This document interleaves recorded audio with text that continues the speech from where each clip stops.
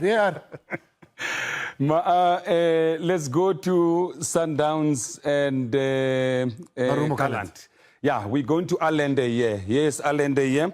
Allende was ruled offside. Was he correctly ruled offside or not? Let's go and have a look. We'll see when we draw the line. We'll see the assistant referee flag for offside. But then when we draw the line, we can see that there's a player in an offside position who is Shalulile there. But it is not an offense to be in an offside position. But did the ball go to Shalulile or Allende? The ball went to Allende, who was in an onside position. So play should have been allowed to continue. But in this case, he was flagged offside, which was incorrect decision by the assistant referee.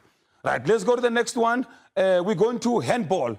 We can see here Shalulile make a cross. There's a player called Sikosana. We're talking of natural or unnatural. That hand is unnatural. The player is taking a risk by putting his hands in that position. If the ball make contact with the hands in that position, a handball offense has been committed. So Sikosana angazi put them behind or on the body, there's no problem. But in this situation, a penalty was given by the referee. Correct decision by the referee to give a penalty.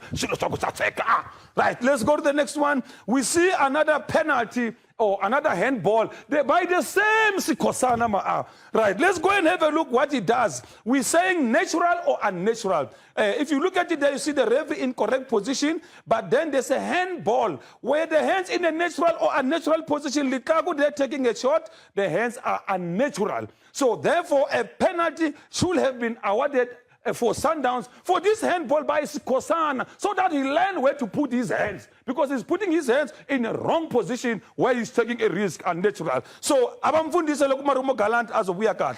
Let's go to the last one. We're going to Sesana. That's what we call dissent, showing dissent by words or action. It's a yellow card offense. Now, we see that Sesana is using the hands. This is football. We don't use hands. This is not rugby. But the way he goes to Sundana there, he's holding him as if this is rugby. He doesn't even get the ball. The referee blows the whistle. Look at what he does. That is dissent. So he should have received a yellow card, but Umasikole Bambisa decided to speak to him. But this is a yellow card offense for showing dissent by players must be robots, no emotions. I can't say because first you never even play the ball, you play the man, and then he was supposed to get a yellow card, but the ref decided to manage him. Players, you know what, let's take a quick break. Thank you so much to VAR. That's the principle. We'll take a break when we come back. The Premier League is Man United, who've got a new coach going to the top. Tied it up at the back quite comfortably. Mzava just putting his boot through the ball. Oh, that's a mistake, yeah! And there's a goal! A brilliantly taken goal! And it's Mashiko, the man who scored, the man formerly from Sekukuni United Reserves, but a terrible mistake from Mabua, underweighted the back header. Sibanyone is up there. Cleared by Mokone.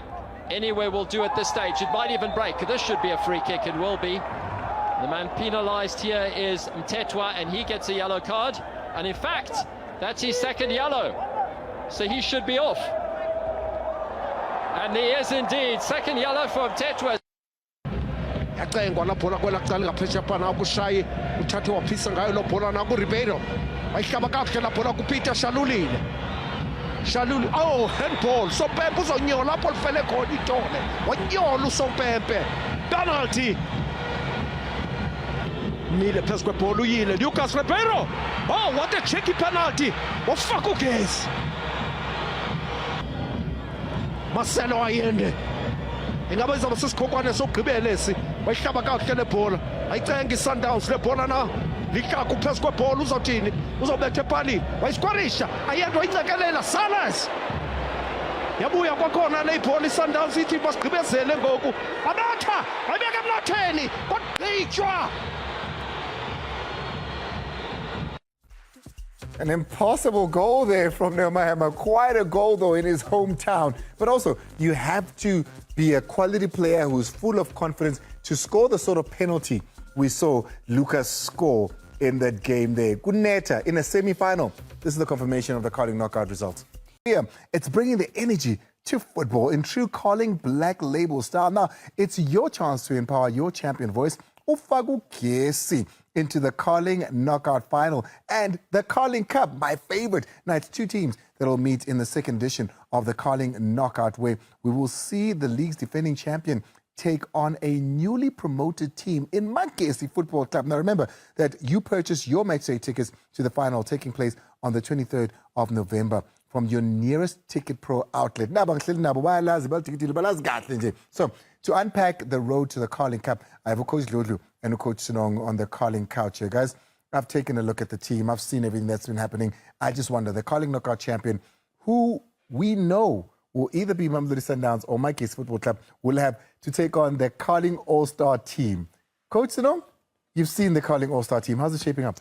Yeah, no, it's shaping up nicely. Spona 5 young players from the DDC.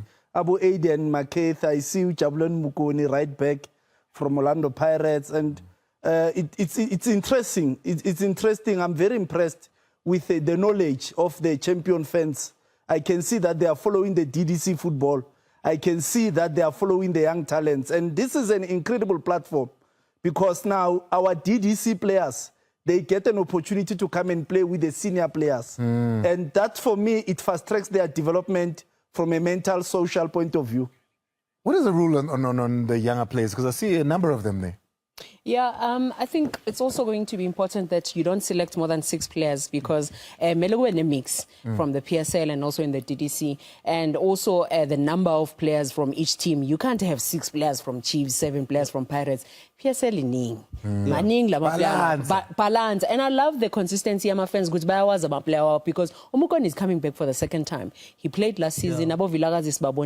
This is an opportunity for them to unearth the players and. And you can see it's only 3 teams represented. Even the teams that are out of the Carling knockout, you can still choose your players there. But the other thing that you get to choose, and we saw with Jose Ribeiro of Orlando Pirates, who coached the Carling All-Stars team that went on to beat Stellenbosch, who were the Carling knockout champions. Which PSL coaches are currently leading the votes? Yeah, at the moment, if you look at the votes, Coach Mangoba Mngwiti is leading. Mamelodi Sundowns coach. Ulandela Ribeiro. Jose Ribeiro, Orlando Pirates, bese kulandela Nazradin Nabi, Kaizer Chiefs, and then of course Clinton Lassen. So it clearly shows Guti ama champion fans wethu. Bakhetha abo coach they see Guti are doing well so far. Abo Nabi, they believe in young players. And for me, I'll be happy to see any coach. Because if Coach Mangoba wins with Mamelodi Sundowns, that means coach number 2, Ribeiro at the moment, can be the one who's taking over. And I think also it would have been nice for Coach Denstens, Malisela, to be the one that's actually coaching the team. But people have to vote for him because I would have loved to see the type of football. Because last season, team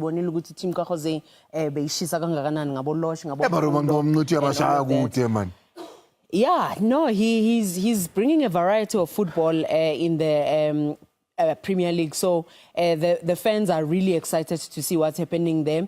Ukwanele Kopo also, he's been quite a cheaper, so he's at the bottom there because he's been quite a cheaper. So labo coach abakhethelwa phezulu, labo coach that have been in actions bona kaningi shuthi abalandeli bayalithanda lebhola lidlala labo coach abalapha phezulu. Well, that's it, guys. It's over to you now. Faka no Magesi nani ngemibono yenu.